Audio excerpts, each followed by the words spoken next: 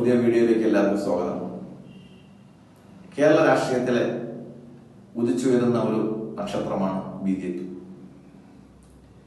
BJP കേരളത്തിലെ established party ആവുന്നതിന് മുമ്പ് തന്നെ 1980-കളിൽ തന്നെ ഞാൻ പാർട്ടിയുടെ ഒരു ഭാഗമായിട്ട് പ്രവർത്തിച്ചു വരികയായിരുന്നു. അന്ന് എനിക്ക് 15 വയസ്സേ ഉള്ളൂ.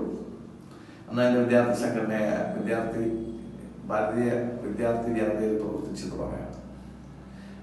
ഇന്ന് കാണുന്ന വലിയ പ്രമുഖ നേതാക്കളൊന്നും അന്ന് പാർട്ടിയിൽ വന്നിട്ടില്ല. പാർട്ടിയുടെ വളരെ ചെറിയൊരു രൂപമാണ്. ഒരു തിരുവനന്തപുരത്ത് മാത്രം ഒരു 10-50 പേർക്ക് അന്നുള്ളൂ.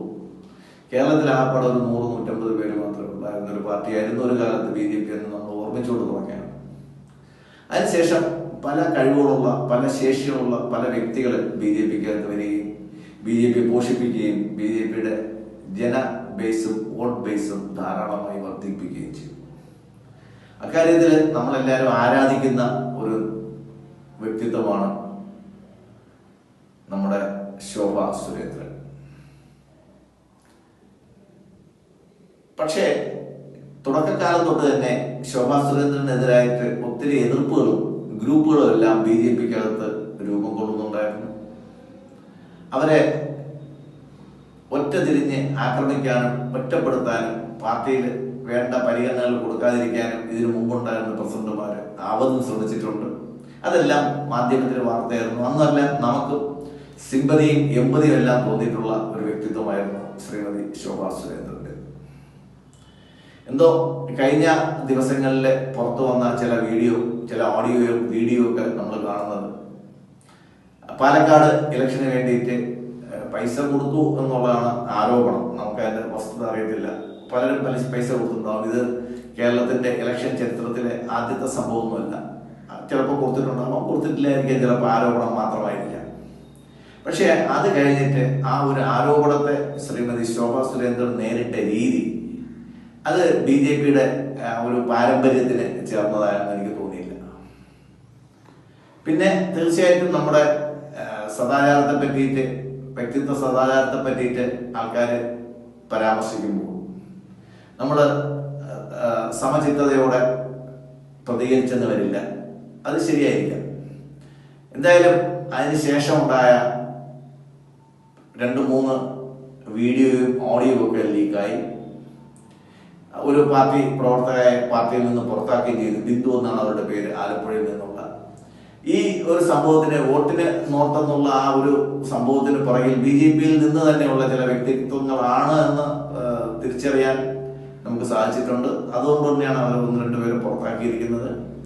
ഇതില് പാലക്കാടത്തെ മുൻ എം.എൽ.എ ഇപ്പോഴത്തെ വടകര എം.പിയുമായിട്ടുള്ള ഷാബി പറമ്പലിന്റെ പേരും പറഞ്ഞു കേൾക്കുന്നുണ്ട്. നമുക്ക് അതിന്റെ വസ്തുതയും ഒന്നും അറിയത്തില്ല. ഞാനിവിടെ പറഞ്ഞു വരുന്നത് അതിനെ പറ്റിയിട്ടുള്ള ഒരു മെരിറ്റും അല്ല പറഞ്ഞു വരുന്നത്. ഞാൻ പറയുന്നത് ആ ഒരു സംഭവത്തിലൂടെ, പാലക്കാട്ടെ ഇലക്ഷനിലൂടെ കേരളത്തിലെ 9 ഇലക്ഷനുകൾ നേരിട്ട വ്യക്തിയാണ് 10ാമത്തെ ഇലക്ഷൻ പാലക്കാട് നേരിടുന്നത്.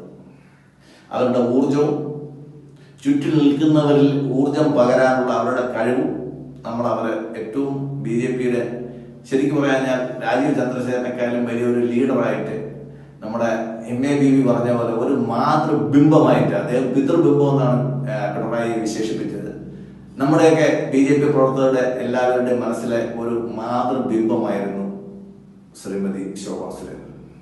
ബിംബമായിരുന്നു എന്ന് പറഞ്ഞതിൽ തന്നെ വ്യക്തമാണല്ലോ. ആ ബിംബത്തിൽ നിന്ന് ആ ബിംബം ഉടഞ്ഞു പോയിരിക്കുന്നു എന്നുള്ളത് വളരെ വ്യസനകരമായിട്ടുള്ള ഒരു കാര്യമാണ്.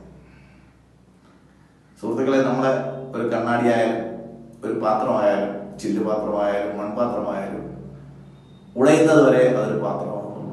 ഉടഞ്ഞു കഴിഞ്ഞാൽ അതെല്ലാം വെറും ചില്ലുകൾ മാത്രമാണ്. യോജിപ്പിച്ച് വെച്ച് കഴിഞ്ഞാൽ അത് യോജിപ്പിച്ചു പോയ ചില്ലുകളാണ്.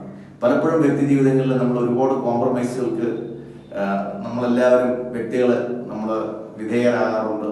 അത് മനഃപൂർവ്വമാണ്. കാര്യം ഈ ബിംബങ്ങൾ ഉടഞ്ഞു കഴിഞ്ഞാൽ അത് വെറും ചില്ലുകളായിട്ട് മാറും. തിരിച്ചൊരിക്കലും അത് ബിംബമാകാൻ സാധിക്കില്ല. എന്തായാലും ബി.ജെ.പിയുടെ ആ നമ്മുടെ പ്രവർത്തകർ എല്ലാവരുടെയും മനസ്സിലുള്ള ഒരു മാതൃബിംബമായിരുന്നു ഉടഞ്ഞു പോയത്. നമ്മൾ കഴിഞ്ഞ കുറെ വർഷങ്ങൾ നമ്മൾ പിന്നോട്ട് പോവുകയാണെങ്കിൽ 4-5 വർഷമായിട്ട് പല വിവാദങ്ങളുടെയും ഒരു തോഴിയായിട്ടായിരുന്നു ശ്രീമതി ശോഭാ സുരേന്ദ്രൻ നിന്നിരുന്നത്. അത് E.P. ജയരാജനുമായിട്ട് ഉൾപ്പെട്ട വിഷയമായാലും, മറ്റ് ചില റിയൽ എസ്റ്റേറ്റിന്റെ വിഷയങ്ങളൊക്കെ ആയാലും നന്ദകുമാറുമായിട്ടുള്ള വിവാദങ്ങൾ ഉണ്ടായിരുന്നു. ആ സമയത്തെല്ലാം BJP പ്രവർത്തകരും അനുഭാവികളും എല്ലാം വളരെ പൂർണ്ണ മനസ്സോടെ വളരെ യോജിപ്പോടെ നമ്മൾ എല്ലാവരും ശോഭാ സുരേന്ദ്രന്റെ കൂടെ നിൽക്കുകയായിരുന്നു. പക്ഷെ ഇത്തരം ഒരു രീതിയിൽ പ്രചരിപ്പിക്കുന്ന ഒരു വീഡിയോയുടെ കൂടെ അവരുടെ ആ സംസാര രീതിയോട് കൂടെ നമുക്കൊക്കെ യോജിക്കാൻ പാടായിരുന്നു. യോജിക്കാമെന്നുള്ളവർക്ക് യോജിക്കാം, വിയോജിക്കാമെന്നുള്ളവർക്ക് വിയോജിക്കാം. അതാണല്ലോ ജനാധിപത്യം. നന്ദി, നമസ്കാരം.